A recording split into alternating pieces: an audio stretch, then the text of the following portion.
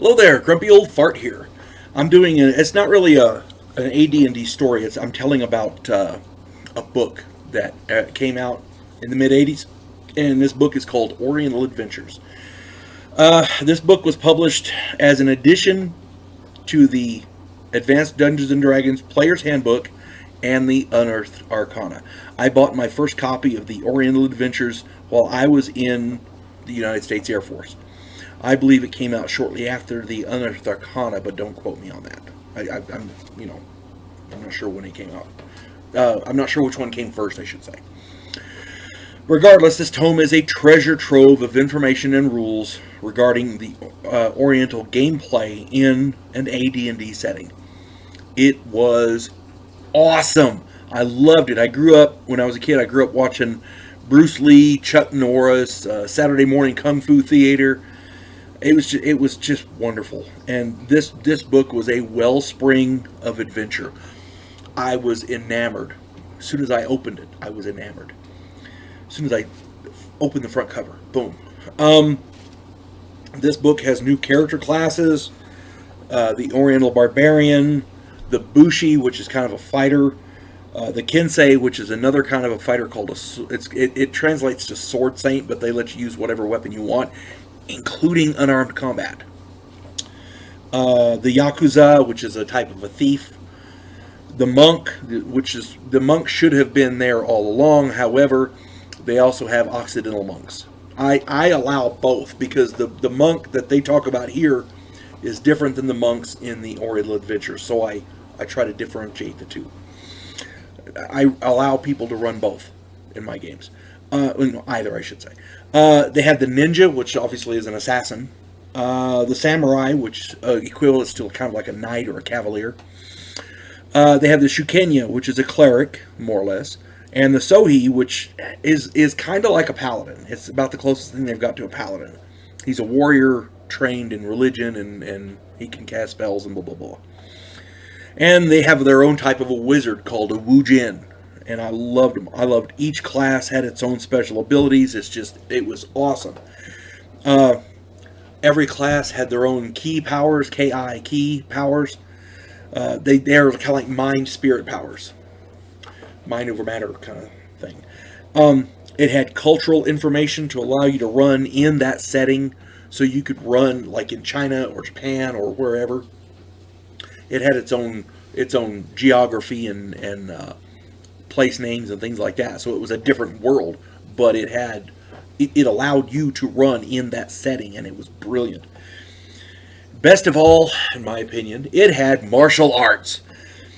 Not only basic martial arts, karate, kung fu, blah, blah, blah, blah, but styles that you could create and ways to combine styles into new styles. So if you learn this style and then you learn that style, you can combine them into your own style and teach it. This was like Shangri-La. Man, I was in love with this book. It is freaking awesome. Running an all-Oriental game is fantastic. The culture, the politics, the religion, the society, it's just, and with this one book, if you have all the other D&D books and you get this book, it allows you to run it because all of this stuff is discussed in the book Oriental Adventures. It's wonderful, and it's highlighted so you can do it properly. In an Oriental setting, this book is wonderful. I highly recommend it. Okay? Unfortunately, when I was running the game, and one of my players decided he wanted to run a Wujin, or a ninja, or whatever. As I recall, he wanted to run a ninja. So he ended up having a Bushi ninja, so he'd get the kind of like a fighter assassin kind of thing going on. I found some problems when I mixed Oriental Adventures with the Occidental Advanced Dungeons and Dragons, the standard D&D. Oriental characters are much more powerful due to the key powers and the martial arts. This is fairly easily remedied, and I'm going to go into that here in a second. If you plan to let your players run Oriental characters alongside your standard AD&D player characters, you need to give the Oriental characters some kind of disadvantage, I hamstring is too strong a word. Not hobble them either, but you understand what I'm saying. You got to give them a bit of a. I had the word in my mind just a minute ago and it went away. Amazing. Sucks getting old. My point is, you gotta give them a bit of a cultural disadvantage. I usually what I found works really well is I usually make the Oriental player characters learn common during actual gameplay. So for the first several months, they rely on these Occidental characters, and you develop that friendship, and that way when they're in the course of normal gameplay, it works out. And this levels the playing field and gives the Oriental player characters a reason to rely on these Occidental players. Now, also found out that during the course of gameplay, these Occidental characters want to learn martial arts. And the reason martial arts are great is because anybody can learn them. The bad part is you have to be careful letting martial arts into your game, because into a standard game, because I mean, it works good in Oriental settings because anybody can have them. In Occidental Dungeons and Dragons, if you let an Oriental character come in and he's got martial arts, he can smack somebody with his open hand and do as much damage as a sword. So yeah, that can be a problem. One of my favorite character classes in Oriental Adventures is the Kensei, because I take, or the monk or whatever, one of those, because they you can heavily rely them. The monk relies on martial arts.